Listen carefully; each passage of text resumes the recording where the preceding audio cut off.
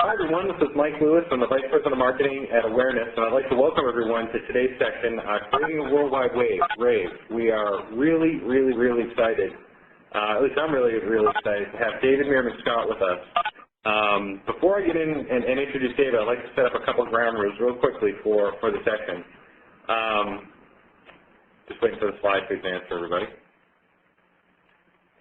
If you have questions, we encourage you to use the Q&A box at the lower right-hand corner of WebEx. But more importantly, we'd really encourage you to join the conversation on Twitter. Submit any questions you have, make any comments you'd like, using the hashtag #AwarenessInc so we can follow the conversation and respond to any questions that you have. If you do have any technical issues, please call WebEx Customer Service, and you can find that in the upper right-hand corner of the WebEx admin console under the word help. I know David, he's the author of The New Rules of Marketing and PR, which I'm actually looking at some of my favorite books on the subject of social media marketing. It's an international bestseller. It's been published in 24 different languages. His latest book is actually called Worldwide Rave. It just came out in March, and that's another phenomenal read. If you haven't had the chance to read it yet, I can't recommend it enough. Interestingly enough, I was just chatting with David. I saw a video about 2 or 3 weeks ago where David actually opened up NASDAQ as part of, and had the Worldwide Rave posters. It was really cool. A lot of fun to see. If you haven't had a chance, I think you can check it out on Twitter, right? I'm sorry, on YouTube. On my blog too. And it's on his blog, which is webincnow.com. So with that, I'm going to turn it over to David. Hey, thanks, Mike. It's really great to be here. I'm going to talk about a worldwide rave, and that is when millions of people are talking about you, spreading your ideas, sharing your stories, getting the word out for you. It's one of the most fascinating and interesting ways to reach people. While I'm just getting going here, I'm going to have a little message to our friends that are producing this webinar. If there's any way to turn off the beeping as people come into the call, it's sort of annoying. I don't know if we can do that. And then also to respond to someone who asked whether it was going to be recorded. It is, and we'll be able to listen to the recording again later on. We'll get those details out. I want to start off by telling a story. The story is about Cindy Gordon, who's the Vice President of Marketing at Universal Orlando Resorts in Florida. And Cindy was charged with launching a new theme park at Universal Orlando Resorts. And what she was given the responsibility of doing is launching this new theme park. And they gave her what could have been essentially an unlimited budget to launch this new theme park. She could have spent tens of millions of dollars, hired the best agencies, done Super Bowl ads if she wanted to. But in order to launch the Wizarding World of Harry Potter theme park, Cindy Gordon didn't do any of those things. All she did was tell 7 people. She told just 7 people about the Wizarding World of Harry Potter. Who did she tell? She told the 7 most popular bloggers about Harry Potter, that there was going to be this new theme park at Universal Orlando Resorts, and she told them on a secret midnight webcast that was sponsored by Universal Orlando Resorts, and at the webcast that these people, 7 people were invited to, they met Stuart Craig, who's the Academy Award-winning set designer from the Harry Potter films. And he said, hey, we're doing this new theme park, I'm going to be involved with the design. And then those 7 bloggers, at the end, you know exactly what happened, don't you? You can guess. Those 7 bloggers then told all of the people who read their blogs, so they blogged about it right away. And then those people reading the blogs, they blogged about it. They talked about it to their friends. They put it on Facebook. They told their friends and family. Mainstream media was watching those blogs, and they started to write about it. And Cindy told me that just 24 hours after they did this secret midnight webcast, they only told 7 people, that 350 million people were exposed to the Wizarding World of Harry Potter. 350 million people have heard about it. How amazing is that 350 million people have heard about it? So I'm going to break here and just again ask the folks at WebEx if you can try to stop the beeps that are coming in. I'm hoping we can be able to do that because it's kind of annoying to everyone on the call. When 7 people equals 350 million, That's absolutely amazing. That's what's called a worldwide rave. It's just incredible. What people are really trying to do, what all of us are trying to do, is generate attention. We're trying to generate attention. And the way that Cindy Gordon generated attention was dangerous. And it's dangerous in many people's minds to just tell 7 people, oh my God, you mean you didn't send direct mail? You didn't have a PR agency pitch in the media? Why would you not do those things? Why didn't you do TV? The ways that we can generate attention are just much easier than they have been before. I call it word of mouth, the idea that you can create attention by getting people to talk about you, to spread your ideas, and to tell your stories. It's really, really amazing what we can do here. So my last corporate job was at Thomson, and I was the vice president of marketing of one of the divisions of Thomson, really big company, very large, Fortune 500 size company. And when the folks at Thomson acquired the company I was working for, it was called NewsEdge, they brought me into a room and they said, David, tell us about the sort of marketing that you're doing here. And I said, whoa, this was in 2002, by the way. And I said, I'm doing all this cool stuff. I'm using news releases to reach buyers. I have a content-rich website. I'm creating all this interesting information. We're reaching people through the web. And they said to me, David, you're fired. They actually fired me for doing the sorts of ideas that many of us are already doing right now, the sorts of things that we're going to be talking about today, and you guys are probably all doing, things like creating great content, because they were afraid of it. Because it was deemed as dangerous, because it's not the ways that people talk about marketing. So sometimes when I talk about Cindy Gordon and the wizarding world of Harry Potter, sometimes people push back and say, well, wait a minute, David, I don't have Harry Potter on my team, and I certainly don't have Harry Potter on my team. I don't know about everyone on the call. I don't work for a really big company like Universal Orlando Resort, so what does this mean for me? And so I like to talk about another very, very different organization. It's actually a dentist, Dr. Helene Smith. And Dr. Smith is a dentist here in the Boston area, where Mike and I are right now in Boston. And she originally, for years, had been talking about her business, promoting her business using the print yellow pages.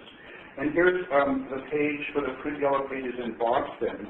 And this is just letters A through D in the yellow pages in Boston. And imagine trying to compete there. She spent $2,000 per month in yellow page ads. And she said, you know what, there's got to be a better way to get myself out there. So she started a blog called the Healthy Smiles blog. And then she created an e-book.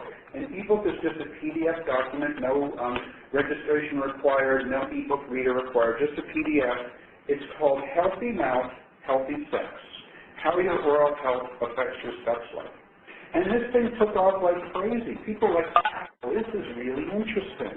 This is really cool. It's a well-written, well-designed e-book, and her patients loved it. Bloggers loved it. We talked about it. Here I am talking about it right now. She put a Creative Commons license on it, which encourages people to share it. It searches for copyright over the content but allows people to share it. Really well designed, valuable information in this ebook. And look at that. Last time I took a screenshot, 1,700 hits for the name of her ebook. Now here's the punchline of this story, is that 2 years after Dr. Smith put out this ebook, her business now is worth $1 million a year. Before she put out the ebook, her business was worth roughly $150,000 a year. 18 months ago, she stopped doing yellow page ads. She no longer needs to do yellow page ads because she's getting so much interest as a result of things like her ebook and her blog. And she loves doing it. And I believe every single person on this call, everybody, can achieve similar success. You can create something that's valuable, something that drives people to you, something that becomes really, really interesting that people will share. But to quote Yoda, in order to be successful, you have to unlearn what you've learned. You have to unlearn the things that you learned if you're a business person, a marketer, an entrepreneur, a PR person. because the things that you learn that were successful offline don't work online. For example, in an offline world, we had to buy attention. We had to buy attention by buying advertising, trade show space, yellow page ads, TV, magazine, direct mail lists, or we had to beg for attention with media. I know beg is a harsh word, but that's what it felt like sometimes when I was a corporate communications vice president. We were trying to get the media to write about us. Those were the ways that we had to reach people before the web. Now we've got this great opportunity to publish content, to publish our way in, YouTube videos, blogs, all kinds of different ways to publish content that people are eager to consume, that people want to share with their friends and colleagues. Here's an example of this. This is Lisa Genova, and she's a novelist. And she wrote a novel called Still Alice. And Still Alice is a novel about a young woman who has early onset Alzheimer's disease. And she tried to get this novel published by the New York publishing houses, and they basically all said no. We're not interested in publishing a novel. Thanks anyway. Good try, kid, but we're not going to work with you. So she decided to publish it herself. That's the cover you're looking at right there. Then she created a blog. She sold the book on Amazon.com. Her blog is about Alzheimer's disease, and she provided really valuable information on this blog. And then all of a sudden she started to get noticed because she was publishing things that were valuable. The Alzheimer's Association contacted her and said, "We love what you're doing. We want to endorse your book," which they had never done before. "We want you to blog on our site," which had never happened before. So all of a sudden, Lisa Genova was rocking and rolling because she's creating all this interesting content that the Alzheimer's Association is interested in, and started to sell a bunch of books. And then Simon, a literary agent, contacted her, and they said, "Hey, we want to approach the New York City publishers and try to sell your book." And she said, "I've already tried that." And she said, "No, let's try it again." Bottom line, they sold the book to Simon & Schuster for $500,000. It debuted on the New York Times bestseller list at the beginning part of this year, and it's been on the New York Times bestseller list a number of weeks. Imagine that. The gatekeepers at the publishing houses said, "No, we're not interested, go away." And all of a sudden, by creating this great information, she's got a New York Times bestseller, a $500,000 book deal. Again, I think everybody can do that kind of thing.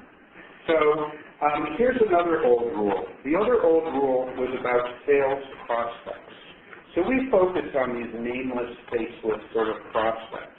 And that just doesn't work. What works is what I call focusing on buyer personas. Think about it if you want as a target market. Think about it if you want to as a demographic. I call them buyer personas. So I do a lot of traveling. Last week I was in the San Francisco Marriott, for example. I've actually been in 40 hotels in 2009 different countries. So I don't know, many of you probably travel a lot as well. And if you've ever taken a look at a hotel website, have you noticed that all hotel websites all over the world look exactly the same? They're exactly the same. Why in the world are they all exactly the same? It's simple.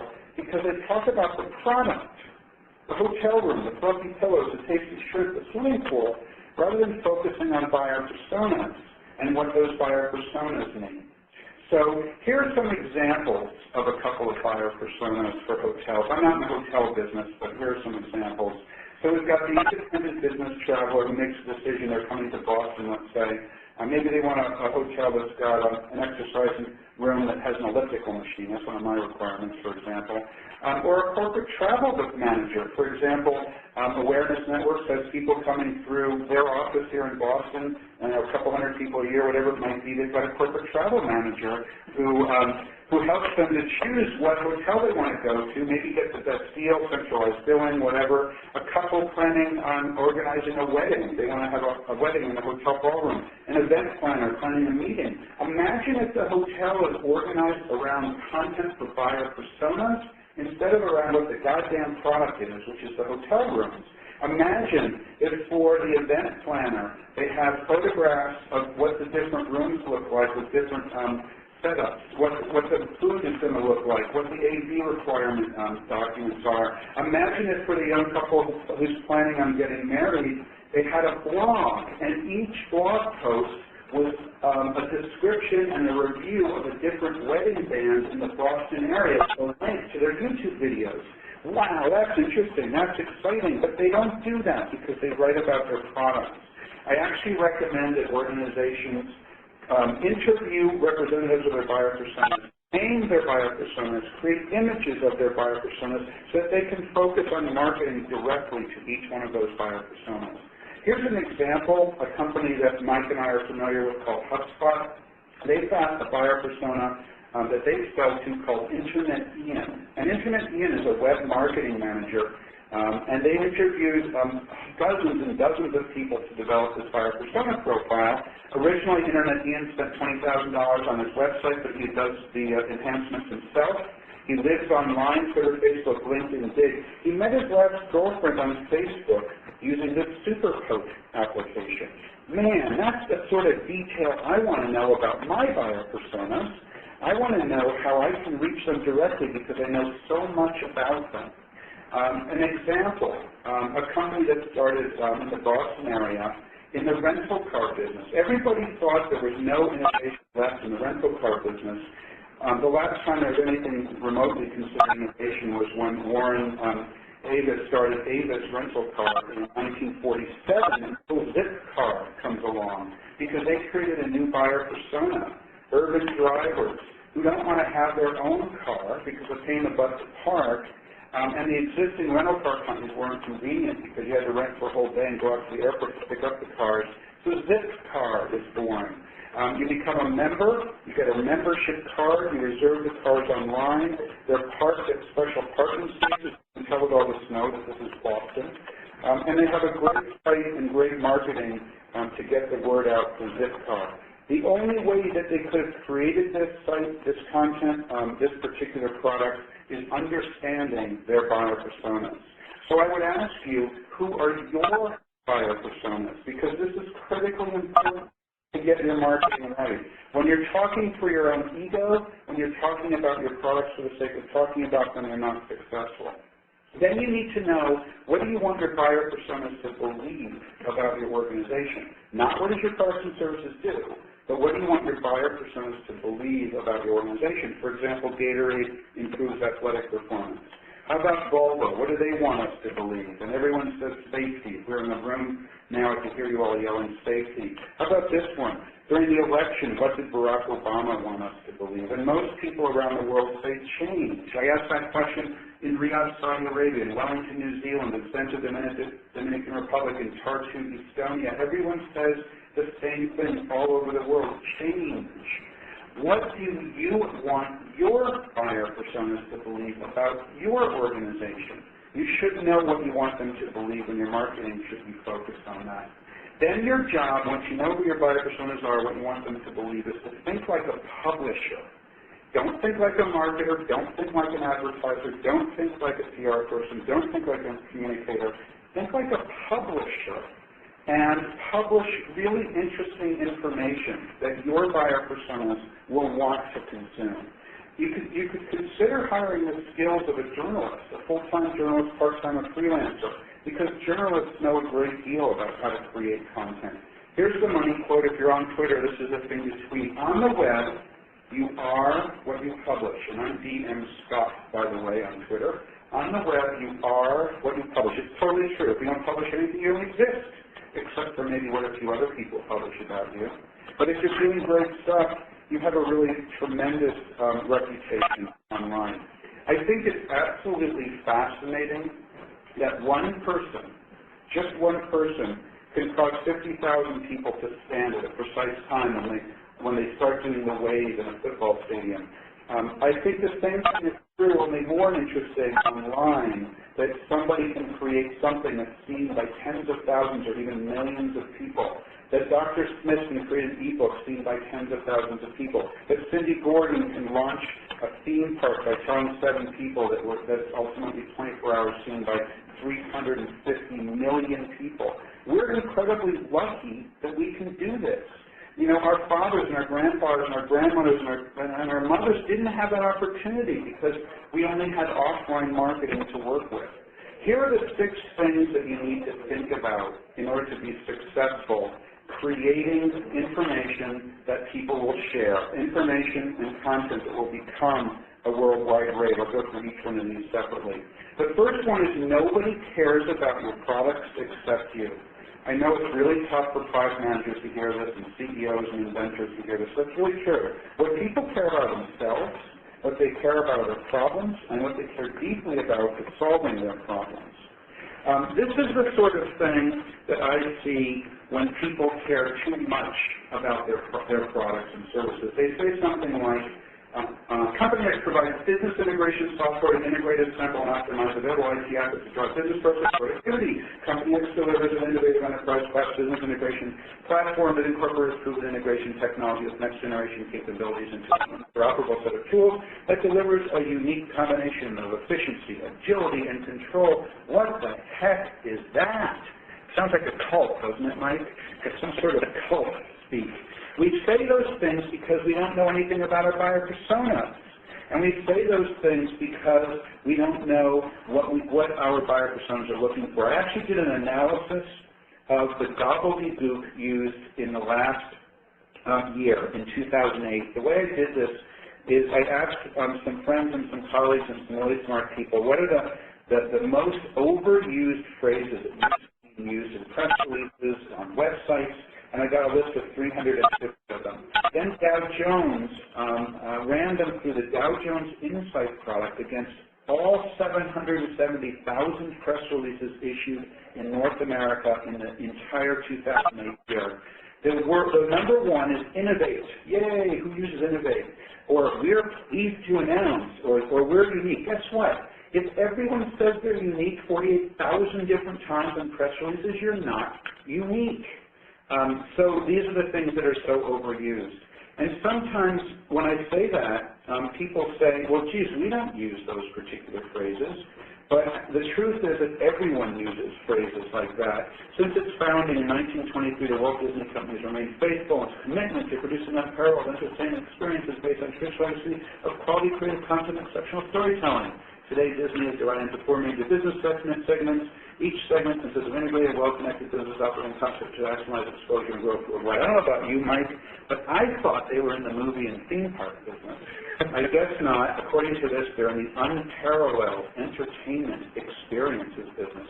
The point is, you should be speaking to your buyer personas in their language, not in your language. So the second rule of how you can create your own worldwide rave is that no coercion is required. No coercion is required. So, so often the tools of marketing have been around coercion. I was on Technorati a couple of months ago, and I saw this fantastic banner out at the top. I was drawn to the flying V guitar with the universal symbol for no, and it says, Parents Against Reprehensible Metal Music. I'm like, oh my God. Parents Against Reprehensible Metal Music, that's really interesting. I have a 16-year-old daughter at home, so I checked out the check marks. Does your teenager wear an excessive amount of black? And I'm like thinking, my gosh, Allison does, and I don't know, Mike can see, I've got a bunch of black clothing on at the moment too. Does your teenager listen to music with explicit lyrics? And I looked at my daughter's iTunes, and it's explicit all the way down, so we can check that one off too. That dangers of heavy metal and how to protect your family and lifestyle. And oh my God, Kipper Gore wannabes are on the rampage. So I thought, gosh, I need to check this out. So I took a screenshot, which you see right now, and printed it out to make sure I wouldn't lose it, and I clicked through it. And I felt violated. Oh my God, it links to the Toyota Matrix. What is this bait and switch stuff that we're doing? Did you know that the back button is the third most used web feature? The back button. Because we get forced into the stuff that we hate. The next rule is lose control. This one gives particularly the executives fits. The idea that you should lose control of your marketing. You should lose control of your messaging. If you want people to share your ideas and spread your stories, you have to let them spread your ideas and share your stories in their language, not yours. So Mike and I are both Grateful Dead fans. I saw them 3 times in the last six weeks. They're touring again after 5 years, as the Dead, because Jerry Garcia is no longer with them. And he's no longer with us, I should say, because he's not alive. And the Grateful Dead lost control of their music. What did they do? They allowed fans to tape their concerts. They allowed fans to come and bring their recording gear and tape the concert. This is a photograph I took at one of the concerts a couple of weeks ago in Worcester. I was in the 9th row. And people would hear this music that they were allowed to tape. They were allowed to share with their friends. And they said, wow, what's that? I love the Dead. They heard it coming out of dorm rooms. They heard it coming out of car service. And the Grateful Dead became the #1 touring band in history, selling hundreds of millions of dollars of concert tickets because they lost control of their music. And they let people take photographs at their concerts. Unlike every other ticket you see that says no videotaping, no photographs, no recording devices allowed. And I lost control of my book, Worldwide Rave. What I did was, during the South by Southwest Festival, I made it free on Amazon Kindle for a week, absolutely free. And basically my publishers supported me. Initially they freaked out about it. Why in the world would you make your book for free on Kindle, David? Well, because so many people were talking about it. And we ended up with the most downloaded Kindle book, a nonfiction business book in history as a result of doing this. Thousands of people tweeted about it. Lots of people blogged about it. And we had the #1 book on Kindle, for the entire Kindle, for a whole week as a result of doing that. And at the same period of time that book was free on Kindle, my previous book, New Rules of Marketing and PR, hits the Business Week bestseller list. That's why you lose control of your marketing, because you get yourself out there in a way that people talk about you. Put down roots. If you want people to share your ideas and tell their stories, you need to be in the places that people are sharing ideas and telling stories, either on Twitter, on Facebook, wherever it is. I was checking out Twitter, and a couple months ago, 3-4 months ago, and all of a sudden AFPAA started to follow me. AFPAA. And anyone who's on Twitter might just do a shout out.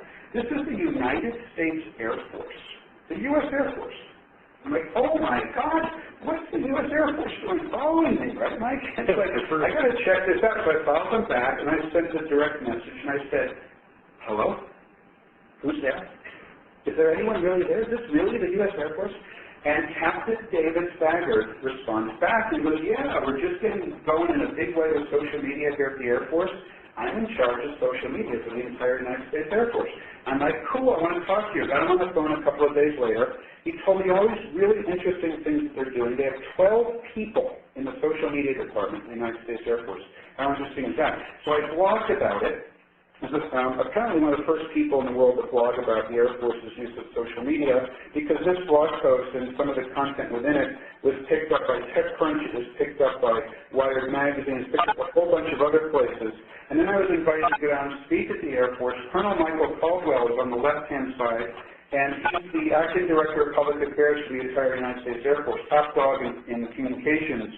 He told me that they want 330,000 people to be in public affairs. That's every single person in the United States Air Force.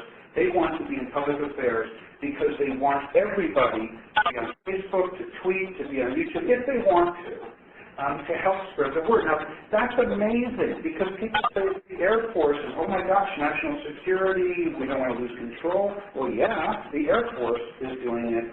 So can other companies and nonprofits and government agencies do this kind of thing. They've got blogs. They've got this really cool book, New Media in the Air Force. You can find it if you go to my blog, type in Google New Media in the Air Force, and get download the entire thing as a PDF. And it reminds me, as I'm thinking about blogs, that this is a photograph from the South by Southwest Blogger Lounge. And I'm thinking to myself, I know some of the people here. C.C. Chapman is in this photograph, Jonathan Fields is in this photograph, maybe some of you know some of the other people in this photograph. And the collective reach of these people in this photograph is more than the New York Times. That's amazing to me. If you can tap those people, that's awesome. If you don't have a blog already, you can get a great sort of foothold in social media by creating a Google profile. I recommend everyone do that. Even if you already have a blog, get a Google profile. The second to last rule, create triggers that encourage people to share. Here's a great example of that. This is Erin Weed. She runs an organization called Girls Fight Back. She teaches young women and teenage girls how to defend themselves. It's a 2-hour course she does on college campuses and high school campuses. And she does offline marketing. Here's an example. This is a poster that you would see on the school to drive people to go to the session. But she also does something really remarkable, and it's a fantastic example of a worldwide rave.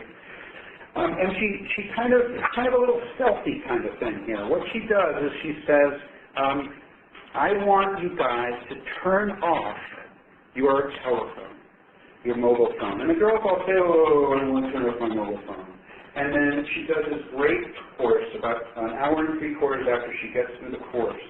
She then says, okay, turn your phones back on. And once they get back on, she says, I want you to either snap a photo or shoot a little video clip of your colleagues, of your classmates, the person next to you busting a move, and then I want them to film you doing the same thing. And that's all she says. But what happens is, many of these women and girls then post that onto their Facebook pages.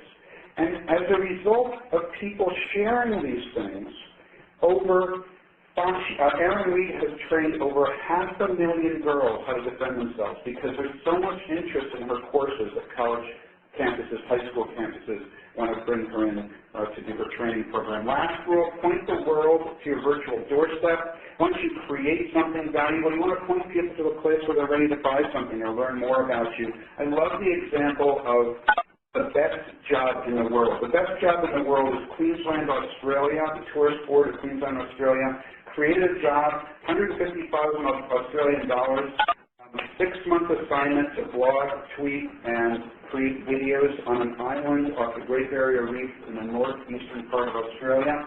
The way you apply is by sending in a 1-minute YouTube video, and they announced the winner this week. His name is Ben. He's from the UK. And what's so interesting about this is they had 30,000 people apply for this job. 30,000 people apply for this job. Thousands of bloggers have written about it. Hundreds of mainstream media outlets have written about it. My guess is that 20% of the people on this call have heard of it because whenever I ask in a live presentation, I ask people with a show of hands, 20% of the room has heard about it. Can you imagine creating something online that 20% of the world has heard of? I mean, how amazingly cool is that? So I think that we all need to stop making excuses of why we can't do this. I mean, I hear these excuses like, oh my God, well, you know, I'm a dentist, or I work for a really big company, I work for a publicly traded company, I work for a small venture funded company, you know, I'm a rock band, I'm a church, you know, I'm a government agency, I can't do that. Hey, if the United States Air Force can do it, if a dentist can do it, if awareness networks can do it, if IBM can do it, you can do it too. So the idea is to stop making excuses. Create something that will become a worldwide rave. What do you have to lose? Anybody can create a worldwide rave. I actually did a pretty interesting thing to try to promote the book. I had people put a poster up in their countries and send me the images if they want to. I didn't have a poster in Antarctica, but I had all 6 other continents. Of course, I went to Twitter, I tweeted that, and then within a couple of hours, I was connected with Carrie Nelson, who lives in McMurdo, at the McMurdo base in Antarctica. She took this photograph for me, and all of a sudden, I've got a video that I put up with all 7 continents represented. So I would ask you to close, and we'll take some questions. How will you create a worldwide rave? How will you create a worldwide rave? So thanks, Mike. I'm happy to take questions now. That was terrific, David. I really appreciate it. So first, before I ask any questions, you brought up the example of someone telling people to turn their phone off. I'm glad that people still on the line haven't turned their phone off. Yeah, we're sorry about the beeping. We tried as much as everything we could. We sent messages. We phoned up. Mike ran out into a different room, phoned up the organizer. But hey, it is what it is. We can still go. Yeah, we can still try to. So I appreciate everybody staying on the line with all the beeps on it, and we got all your feedback and made sure WebEx heard it as well. They've actually sent out a couple of tweets too, so you might be able to see them. But so first, at the very top, a couple of questions that came in that I think are kind of relevant, and one of them actually starts at the very top of everything. Someone wants to create a worldwide rave. I'm a small company. How the heck do I get started? Where do I even start to look to think about ideas? The first thing always starts with your buyers. It starts with the people you're trying to reach. I think the reason that so many people can't create something that's interesting to others is because they spend too much time with their own ego. Yeah. They spend too much time trying to create something that will please them or please the boss or what the product managers might like. And the answer isn't in your office. The answer isn't in your comfortable conference room. The answer is outside. So you got to get out and talk to people.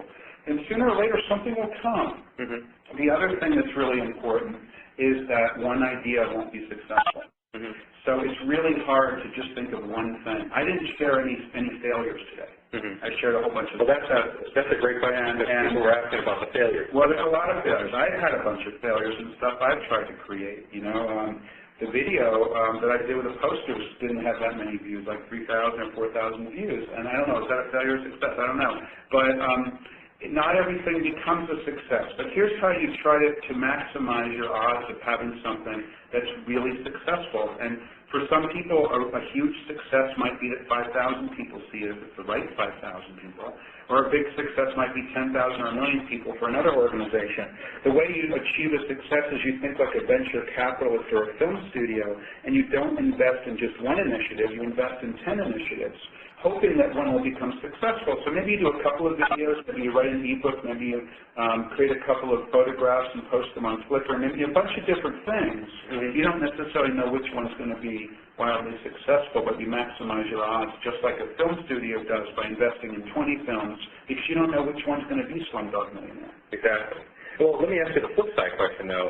Can it be possible to have a negative worldwide rave? So in other words, people actually starting to spray content because it's bad, right?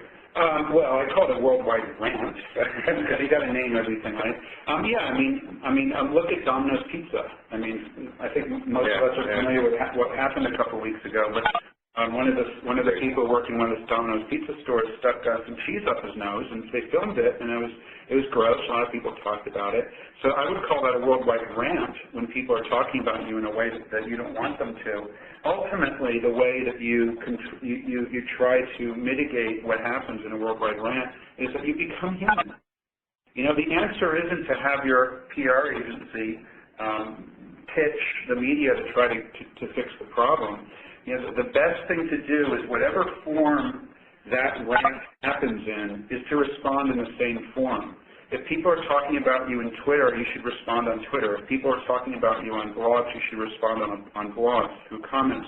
If something happens in a video, the CEO of Domino's should respond as quickly as possible using video as the medium. And how's the best, well, based on your experience, I mean, you've worked with a lot of different companies, and how is the best way to track worldwide rave? I mean, is it views? Is it different for each company? Is it different based on the programs? We have a lot of questions about metrics. So traditional metrics have really focused on two things in marketing and communications. We focus on leads, whatever the hell that is. Normally that means how many people download your white paper and you got their email address, which is a silly thing to do in the social media world, because it puts a brake on the number of people who are going to download your ebook. The other thing we measured is press clips. How many times did the media write about us? And I'm not suggesting you don't measure press clips, but what the things that you should measure in the social media world are how is are your ideas spreading? How many people have seen it? Then how many people are talking about it? What are they saying? Is it good or bad? Another thing to measure, I'm a huge believer in, is search engine results.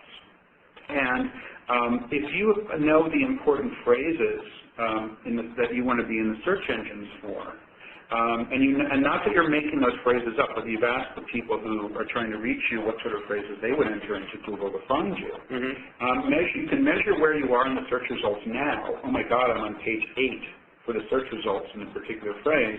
And then you can create something that's got value and get really high in the search results. An example of that in my own case, and I use this one just because I know the metrics, is I was on page 10 for the search results. It's like number 130 or something for the phrase viral marketing.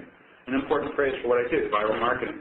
So I want to be on the front page. I created an ebook called The New Rules of Viral Marketing, put it out, a bunch of people saw it, a bunch of people blogged about it, and now, last time I checked, I think I'm number 6 or 7 on the first page for the phrase viral marketing, and that's something you can measure. You can measure how many people come into your site as a result of seeing, clicking on that link for viral marketing on the first page of Google.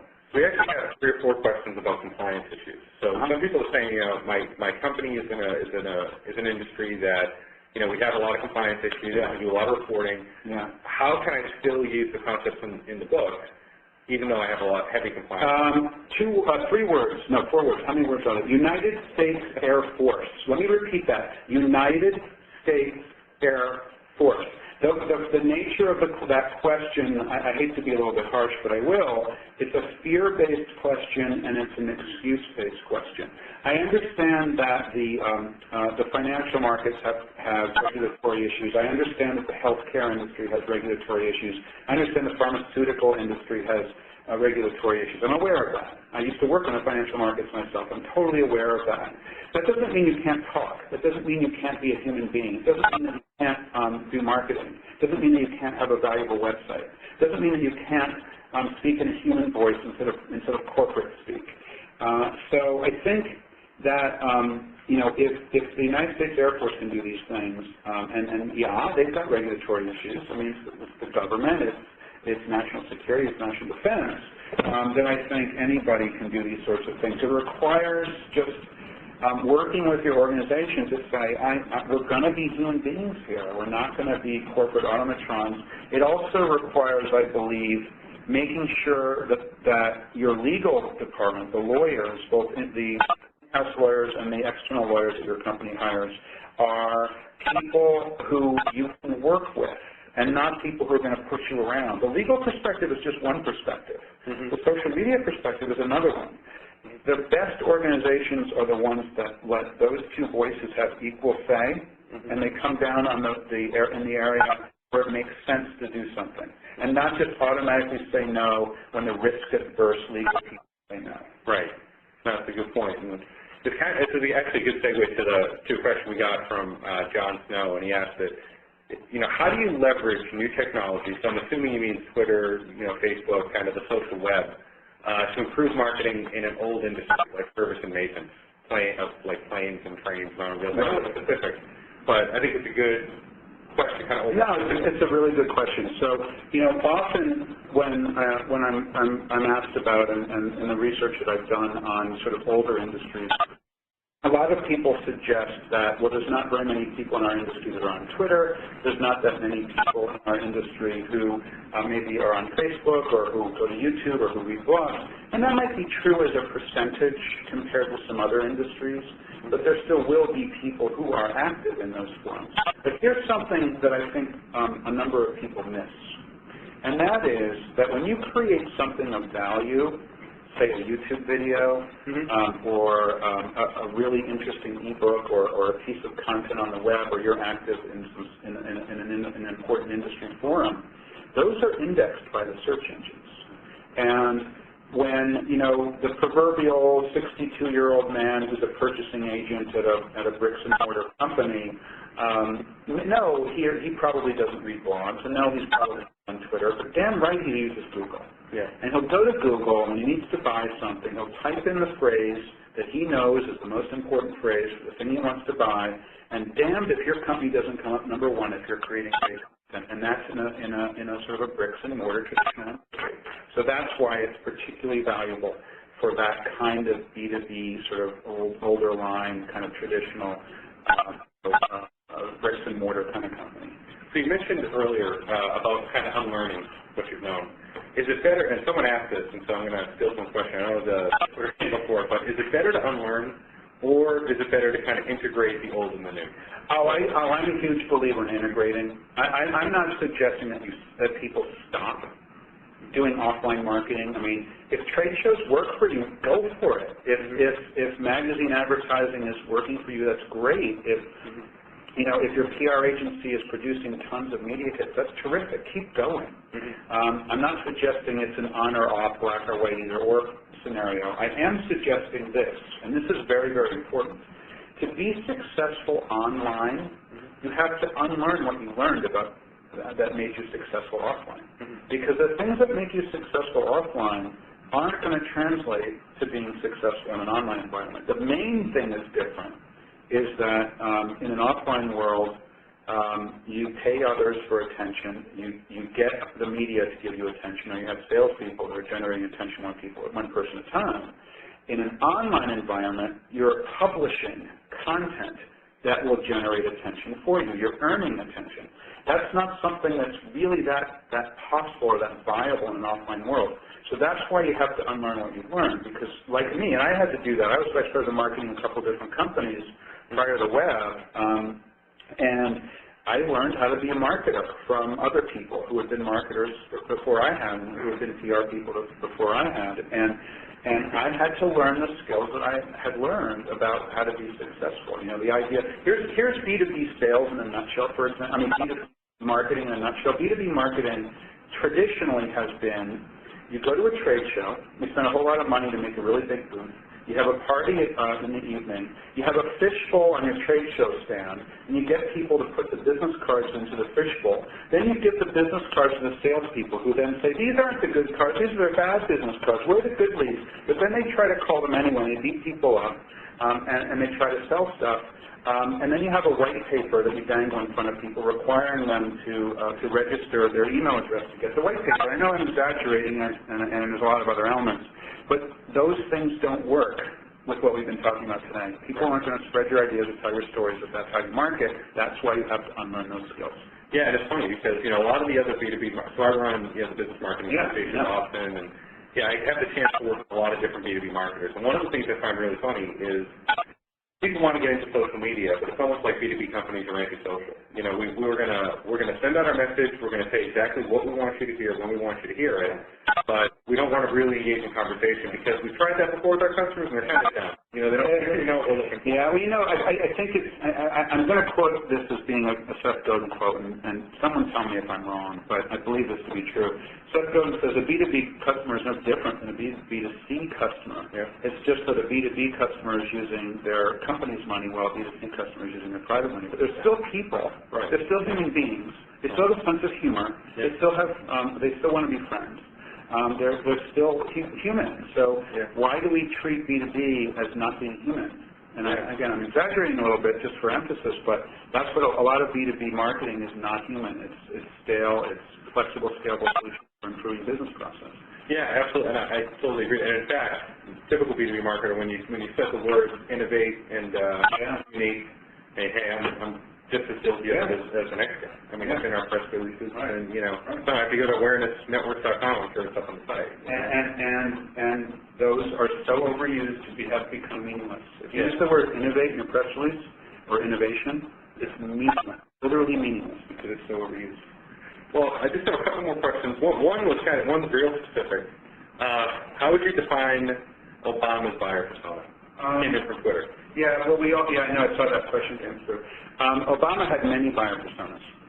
And think about it, you know, and we were familiar with some of them. You know, like soccer moms became a buyer persona during, I don't think it was during this election cycle. Security moms became one. NASCAR dads became a buyer persona. What Barack Obama was pretty good at was identifying literally hundreds of buyer personas. Right.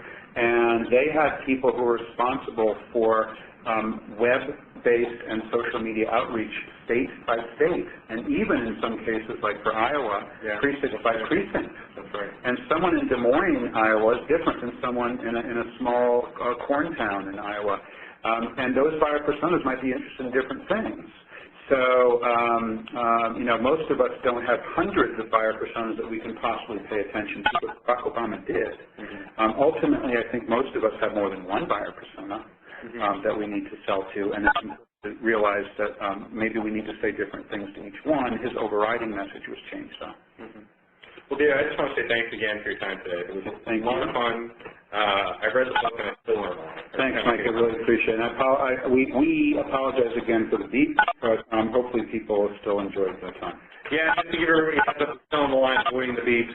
We have another webinar coming up May 27th, and I promise there will not be one beep during the entire webinar. And it's Deirdre Breckenridge. author of Putting the Public Back in Public Relations in PR 2.0. Hope you can join us. Thanks a lot, everybody.